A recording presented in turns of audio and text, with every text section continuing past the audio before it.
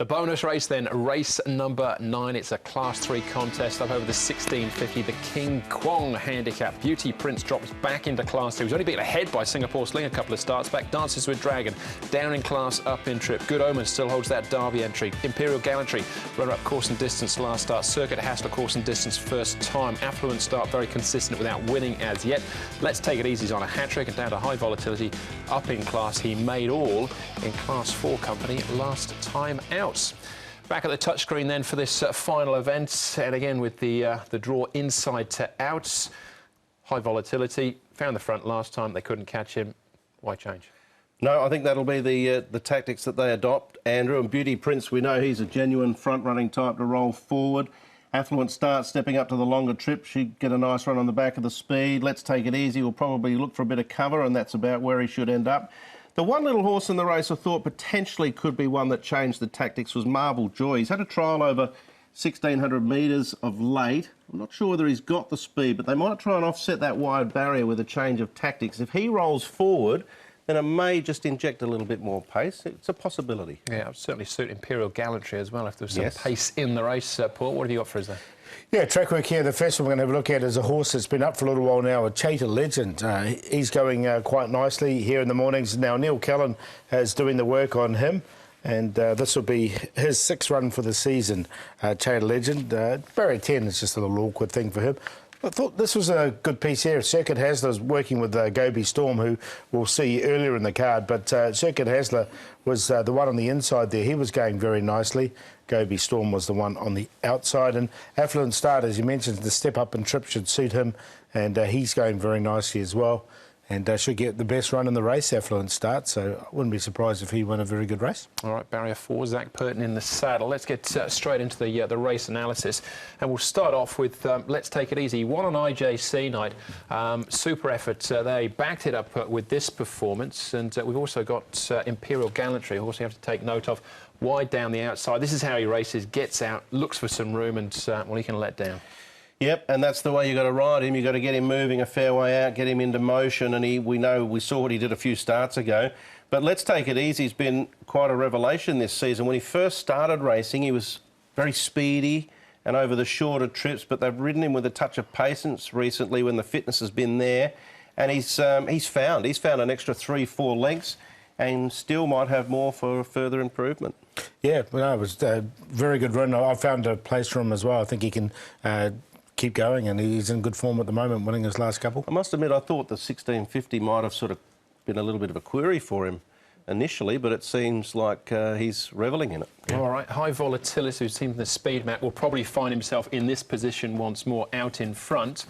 But this is an altogether stronger race. A lot stronger, but he does come in with a very light weight. You know, Jack Wong will take that extra 5 off as well. So he's effectively down to 108 pounds, isn't he, with Jack Wong, what's that? Yeah, he's down 23 from what he carried last start. Yeah, it's a massive amount of weight. Yeah. Weight can stop trains, as they say, Andrew, and if you're rolling with 23 pound less on your back, it might be hard to get past. All right. Yeah. I've got him in on a place line as well. I think he can improve a little bit. And he almost nicked one a couple of starts back as well. Nashra was on board, kicked, got a break on them, and just run down the closing stages. But yeah, lightweight.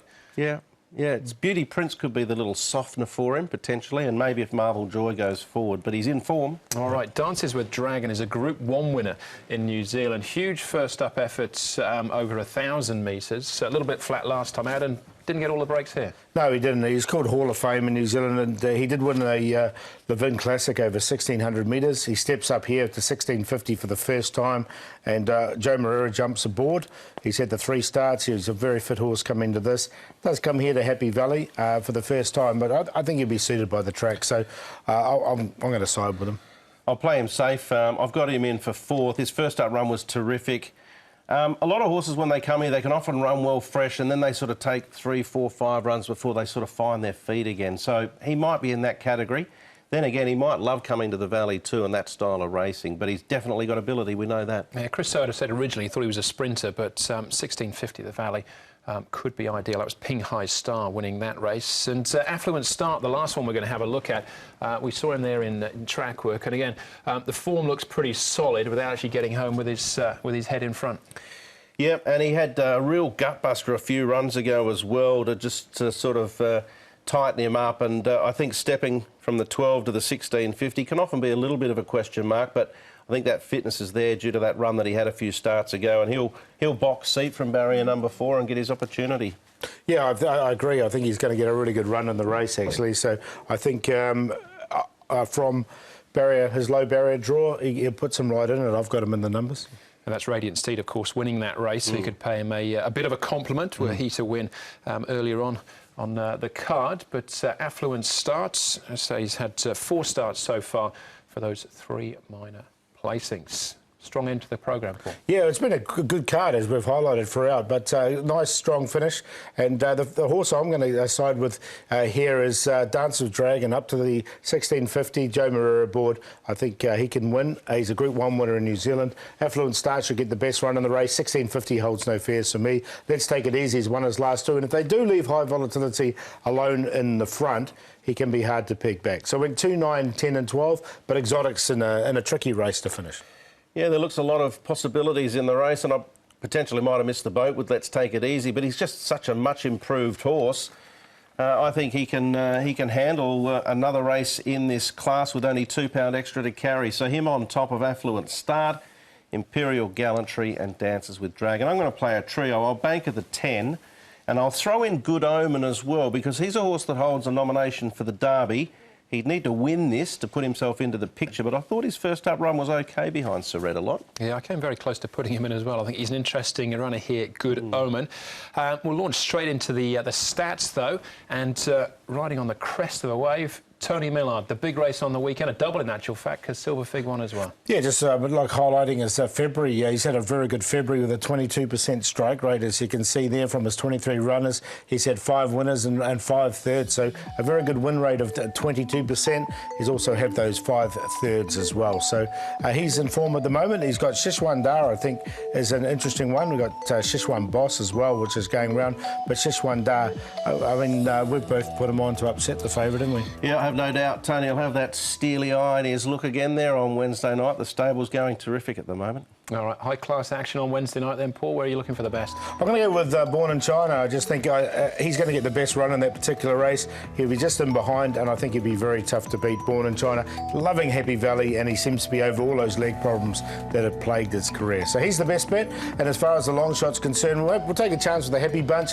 Should be right on the pace, coming from 1,000 up to 1,200 metres. National Willer from barrier 5 should get a good run, and at $10 a place, you know, I think he's quite a good value. And my play will do it in the race along with Born in China, Mr. Genuine and CJ QQPs. I'm going in a race that has a lot of chances, but on an each-way basis, Enjoy Life. I thought that win 2 starts ago was a massive effort, and a little freshen up might be the key to him reproducing that type of performance. So 5-9 Enjoy Life for Keith Young, each-way race 5. And race 7's very tricky race to work out, but Sangria's a last start winner going up in class with a lightweight. He'll want the pace to be injected a fair way out, and I think Umberto Rispoli will be swinging late, and he may even land the prize in the last bound or 2. And in race number 3, play of the day for me, the Quinella. Super Junior looks primed for a good performance.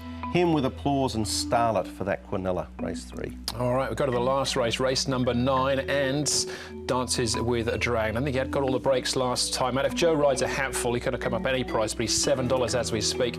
I think that's a pretty good price, about a Group 1 winner in New Zealand. Dances with Dragon, the best. Long shot, he's still paying about $3.50 as we speak right now. Best runner, so we'll stick with him.